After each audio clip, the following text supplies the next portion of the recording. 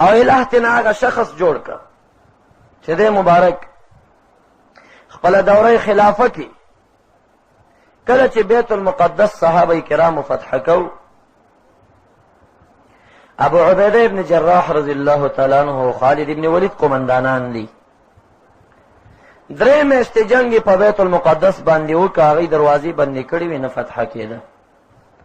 آخر د بره چتنا یو لوی مولا د نصرانیانو اعلان وکړ، وی زمونږ مخکینی کتابونو دا لیکلي دي چې د بیت المقدس فتح به د رسول الله دویم یار عمر فاروق په لاس باندې کېږي.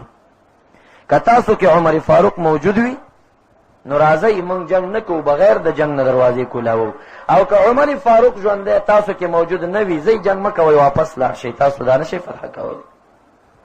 دوی واپس راله، مشوره یې وکړه. خالد ابن ولید رضی الله تعالی عنہ رنګ و شکل د عمر صاحب سره قریب